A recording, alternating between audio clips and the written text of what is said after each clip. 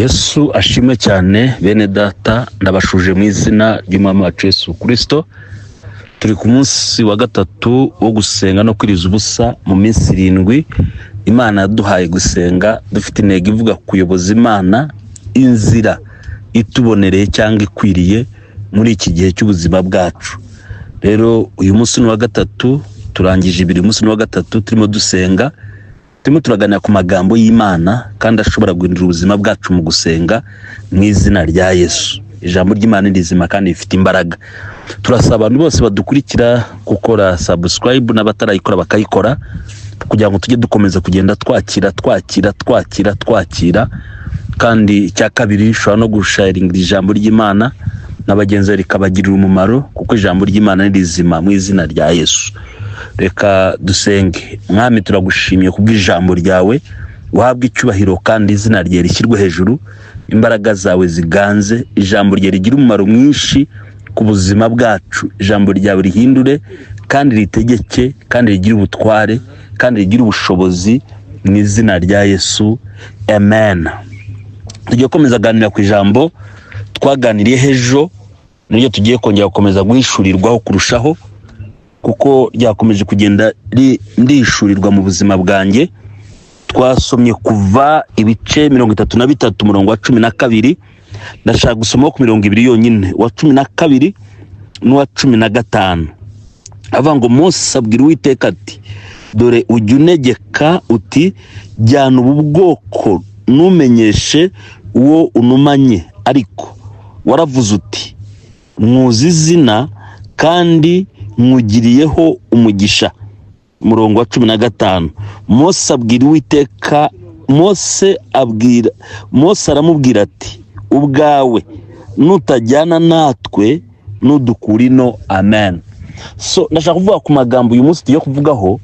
Nashatse ko tuganira ku magambo ku mutwe w'ijambo uvuga gukura mu isi y'umwuka cyangwa gukura mu buzima bw'umwuka. Mu by'ukuri birakwiriye ko iyo umwana avutse avuka ari uruhinja, uko ababyeyi bamurera niko agenda akura. Bamureresha konka amashereka nyina, akonka neza, bakageza ku rwego bakamushyira ku kunywa ku mata, bakageza ku rwego bakamugaburira imbuto karya, bakageza ku rwego bakamugaburira ibyo kurya bikomeye agakomera, akageza ku rwego akura akaba umugabo cyangwa se akaba umudamu. Rero no mu isi y'umwuka niko bigenda. Kuvuka tuvuka ryari mu isi y'umwuka. Ushobora kuvuka ufite imyaka 100 y'umubiri isanzwe, ushobora kuvuka ufite imyaka 25 isanzwe, ariko kuvuka mu mwuka tubyita kuvuka igihe twakiriye Kristo. Mu isi y'umwuka ubuvutse, ubaye nk'uko umwana w'akabebe kavuka mu isi y'umwuka, nibwo tuvuka igihe twizeye Kristo. Rero no mu isi y'umwuka y'umuntu avutse arakura. So nubona uvutse mu mwuka ukaguma ku rwego rumwe nukure, ujye umenya ko ufite ikibazo, urakura. Impamvu twasomye amagambo yo kuri Mose nuko nahishuriwe. Iyo usomye Mose guhera mu kuva ibice 3, wumva Mose ahura n'Imana atayizi. Yahuye n'Imana bwa mbere bahuriye mu gihuru cyaka umuriro i Horebu ku musozi, asetuye cyangwa aragiye inama za sebukwe. Bibiri ivuga ite? Yavuga ngo Mose yabonye igihuru cyaka umuriro n'igikongoke, ngo agenda akurikiye atambikishwe no kureba icyo gihuru kuko atarazi birimo, abonaga ari amahano. Ngo yinjiye mu gihuru abona kiraka ariko ntago gikongoka, amahwa araka ariko ntago akongoka kandi yumye. Ngo Mose ahageze marayika aramuhamagara w'Imana, ngo kandi amuhamagara imbere mu gihuru, ambwira ngo Mose uramenye utegera hano kuko arahera. Uyu mugabo urimo ubuzwa kwegera hera ni urimo kudiringa n'Imana, arimo ayigira ngo noneho nutagendana nanjye sindi buve hano. Ariko dutangiye mu bice 3 muze kubisoma, dusanga Mose Imana irimo kumubuza kwegera hera. Ndamubwira ngo uramenye utegera aha kuko nahera, aha niho ndi, utahegera. Ibanza kumuha amabwiriza, banza ukwetura inkweto. Mose akwetura inkweto, ibanza kumwibwira, ndi Imana sogokuruza Abraham, ndi Imana Isaka, ndi Imana Yakobo. Byari bivuze iki? Nuko Mose atari yasobanukiwe Imana iyo ariyo. Imana irimo yivuga mu isezerano ryayo, ivuga ku bakurambere bayo. Ko Mose yarazi Abisiraheli, yarazi inkomoko yabo. Imana iramwibwira ahita yumva ko ari Imana amasezerano. Hakurikiraho iki? Hakurikiraho Imana kumenyesha Mose kimuhamagarira. Ariko Mose abiga ngo no nago nagenda sinkuzi, nago nzi uriwe, nago nzi numuwariwe, nago nzi impamvu. Imana imwibwira inshuro nyinshi, imubwira amazina yayo, ariko Mose nabwo ntiyashyikira ngo amenye amazina y'Imana.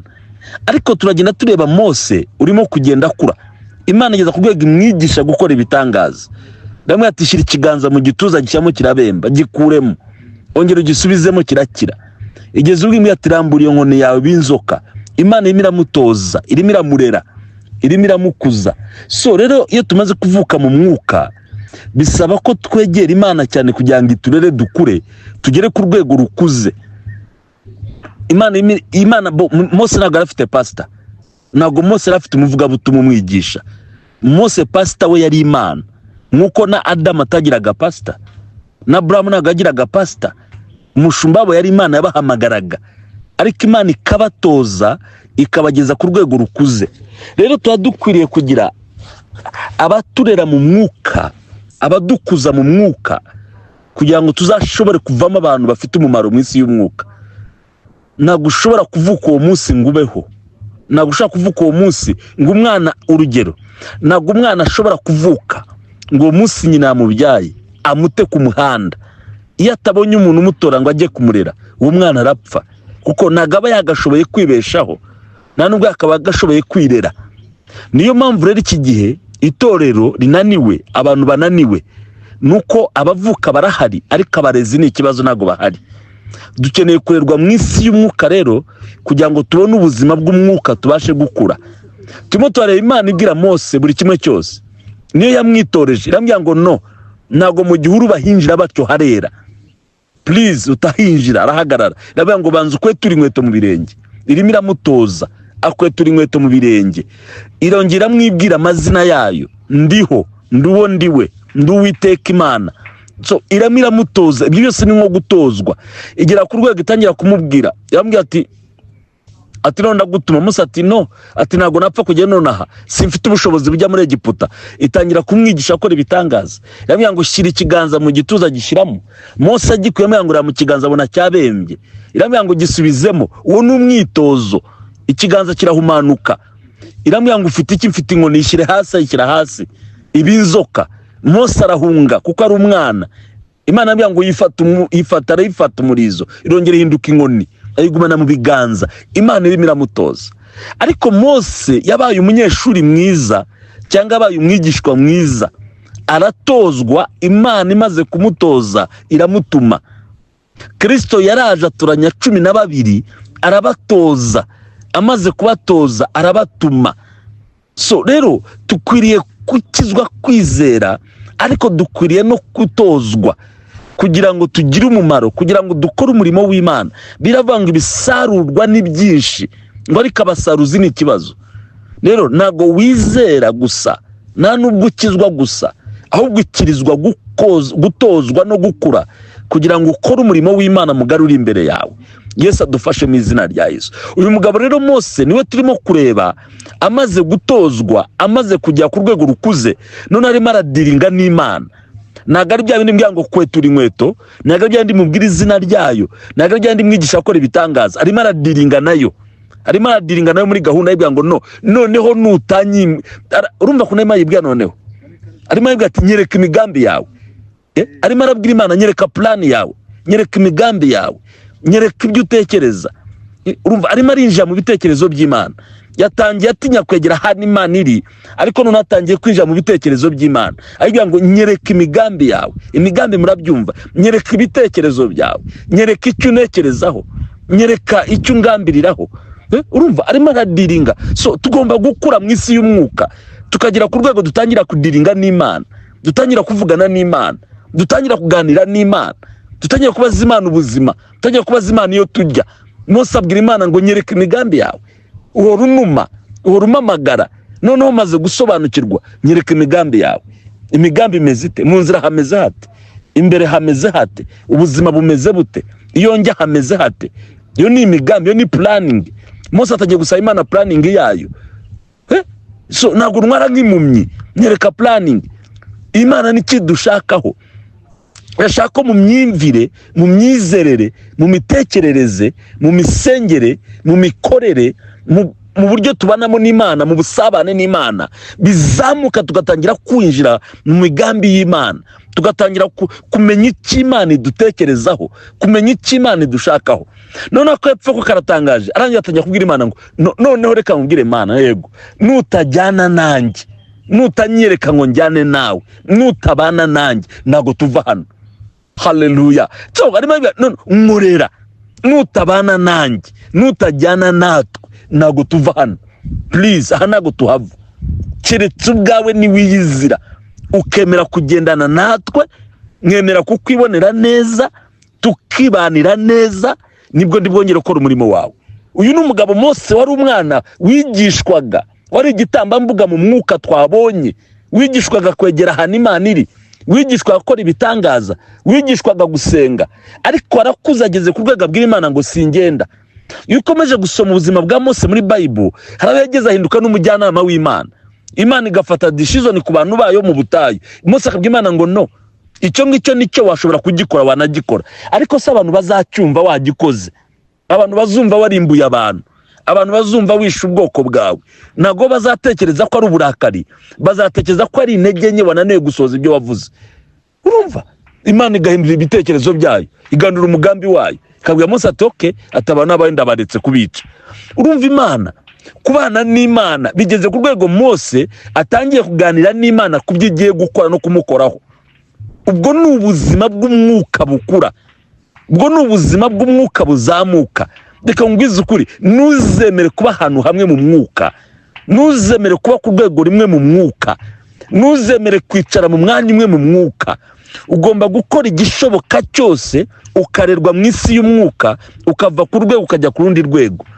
Ugomba kugerageza mu ijambo ry'Imana ukazamuka, ukava ku rwego wari uriho mu ijambo ry'Imana ukajya ku rundi rwego, mu kwizera kwawe kukazamuka, ukajya witekerereza ubwo ukareze kwizera kwanjye aho kugiye, mu gusenga urwego rwawe rukazamuka, mu mitekerereze yawe, mu myumvire yawe, ukagerageza ukayayana, ukagerageza ugashyashyana, ukagerageza ugakora cyane, ugakorera Imana. No gukorera Imana biradukuza mu isi y'umwuka. Ntabwo ushaka kuvuga ngo ntabwo nzi kuvuga, ushaka kuvuga ntabwo nzi kubwiriza. Ntabwo imirimo y'Imana ari ukubwiriza gusa. Iyo tuvuga ngo Mose ni umukozi w'Imana, ntabwo Mose yigeze abwiriza, hari abandi babwiriza, hari indi mirimo wakorera Imana ugakora. Kandi usomye Bible usanga Mose yarakujijwe no gukora umurimo w'Imana. Yakuriye kwa Farawo, yakuriye mu bitangaza yakoraga muri Egiputa, yakuriye ku nyanja y'itandukanya. Uko Mose yagendaga akorera Imana, niko urwego rwagendaga ruzamuka, niko imbaraga zagendaga zizamuka, niko imirimo yagendaga izamuka. Yatangiriye ku kintu gito, yatangiye arambura inzoka, yaratambuye arambura inkoni ikaba inzoka. Abanyegiputa barambura izabu ya Mose kazimira. Yatangiye ageze uruzi akarutegeka rukaba amaraso, uruzi rwanire rwose ruhinduka amaraso. Yatangiye akora ibintu nk'ibyo, ageza ku rwego atandukanye uruzi rwuzuye, ajya ku rwego kubita igitare kibyara amazi. So rero ntabwo ushobora kugera ku rwego ntacyo wakoze. No, umwana yirukanka atangiye gukambakamba. Rero ugomba gutangira ku rwego uriho, ugatangira ku rwego aho uri, ariko ukagira inyota yo gukura, ukagira inyota yo kuzamuka mu isi y'umwuka, ukagira inyota ku buryo igisika gisenyuka, ugatangira kumenya icyo Imana igutekerezaho. Haleluya, haleluya. Ntabwo dukwiriye kubana n'Imana ubuzima bumeze nk'ubwiru. Oya, ukwiriye kumena icyo gisika, ukwiriye kumena icyo gikuta, ukwiriye kumena icyo kintu kiri imbere yawe, kikameneka, iyo nyiki gasandara, ugatangira kwinjira mu mutima w'Imana, ugatangira kumenya icyo Imana igutekerezaho, icyo Imana ikuvugaho, icyo Imana igushakaho, aho Imana ikwerekeza. Mu izina rya Yesu ndakwingize mwene data, wikomera kuguma ku mwanya umwe, wikomera kuguma ku rwego rumwe. Gerageza ushaka Imana, gerageza wige gukorera Imana. Koreshereza Imana ubuzima bwawe bwose ufite, koreshereza Imana ubutunzi bwawe, koreshereza Imana imbaraga zawe, koreshereza Imana urugo rwawe, koreshereza Imana ubwenge bwawe. Niko Joshua yavuze ngo jye n'urugo rwanjye n'ibyanjye byose bizakorera Uwiteka. Iyo dukorera Imana turakura, iradukuza, Imana irakuza. Ntabwo Imana ikuza abantu baryamye, ntabwo Imana ikuza abantu bicaye, ntabwo Imana ikuza abantu ntacyo bimbwiye. Imana ikuza abantu bafite inyota yo kuyikorera. So rero tugomba kwishakamo imbaraga zo gukorera Imana kugira ngo idukuze, kandi gukura kwawe ni inyungu zawe. Rero uko dukura niko igisika gikinguka, uko dukura niko twinjira mu guhishurirwa, uko dukura niko twinjira mu migambi y'Imana, uko dukura niko twinjira mu bwiza bw'Imana, uko dukura niko twinjira mu busabane bw'Imana. Ndakwinginze mwana, ndakwinginze mwene data, wiguma ku ruhande rumwe. Dukuzwa cyane cyane n'ibintu by'ingenzi, reka mvuge bine. Icya mbere ni ijambo ry'Imana, ko Bible ivuga ngo ijambo ni umutsima utunga ubugingo. Ijambo ry'Imana niryo rikuza umukristo. Icya kabiri ni ukwizera, ko Bible ivuga ngo nitumenya, kumenya kwacu kuzatubatura. Ntabwo umuntu ashobora kwizera ataramenya. Iyo tumaze kumenya ijambo ry'Imana tukarisobanukirwa, bituremamo imbaraga zo kwizera, tukagira kwizera guhamye, tukizera Imana imwe ifite ubushobozi n'imbaraga y'umwami wacu Yesu Kristo. Icya kabiri utangije kwizera, utangira gusenga, nabyo biradukuza. Gusenga, ukagira inyota yo gusenga. Gusenga ntabwo babyigisha, gusenga nta shuri rihari ryabyo. Gusenga ni umwitozo. Iyo utangiye witoza uvuga amagambo abiri, ejo umenya irya gatatu, ejo ukamenya irya kane, ejo bundi ukamenya irya gatanu, ugasenga iminota 5, ugasenga iminota 10, ugasenga iminota 30, ugasenga isaha imwe, ugasenga bigahinduka, ugasenga ukuzura umwuka wera, ugasenga ukavuga indimi, ugasenga imisozi ikavaho, ugasenga ibaya bikavaho, ugasenga intambara zikarangira, ugasenga. Haleluya! Gusenga ni umwitozo w'umwuka umuntu akora, ubuzima bukagenda buhindukira mu gusenga. Uko usenga niko bigenda bikunda, niko bigenda bihinduka, niko ubuzima bugenda buhinduka, kugeza ku rwego utangira gusenga ubwawe, ugatangira no gusengera abandi. Yesu aduha imbaraga. Icya kane gikomeye nacyo ni ugukorera Imana. Iyo dukorera Imana yadukuza. Ushaka gukoreshereza Imana ubuzima bwawe, ushaka gukoreshereza Imana ubutunzi bwawe. Iyo ukorera Imana niko igenda igukinga undi muryango, ugenda igukinga undi muryango, igenda igukinga undi muryango. Rero ntabwo Imana yaguhamagariye kuba akabebe gusa, ntabwo Imana yaguhamagariye kuba aho usengerwa gusa ukorerwa. Imana yaguhamagariye kugira ngo urerwe ukure, utangire kwinjira mu migambi yayo, utangire kwinjira mu busabane bwayo, mu izina rya Yesu. Imana ya Isiraheli ibije mu migambi yayo no mu busabane bwayo. Mwami Yesu, ndasengera abana bawe ngo imbaraga zawe zikora ibitangaza, ukingura urugi, ukingura ubusabane bwacu nawe, ukoko kwawe gukora ibitangaza mu izina rya Yesu. Ushobora byose Mwami, kandi uri imbaraga zacu, uri ibyiringiro byacu, kandi uri Imana nzima. Ndasenze ukoko kwawe kwiza gukora ibitangaza, uduhe ibyo kurya by'umwuka, uduha amata y'umwuka, uduha ubuzima bw'umwuka, uturere mu isi y'umwuka. Dukure Mwami, tuve ku rwego tujye ku rundi rwego, dutangire kwinjira mu migambi yawe, dutangire kumenya iki dushaka n'iki dutekerezaho, dutangire kwihishurirwa mu izina rya Yesu. Ngo giraneza abana bawe kandi ubafashe muri byose mu izina rya Yesu.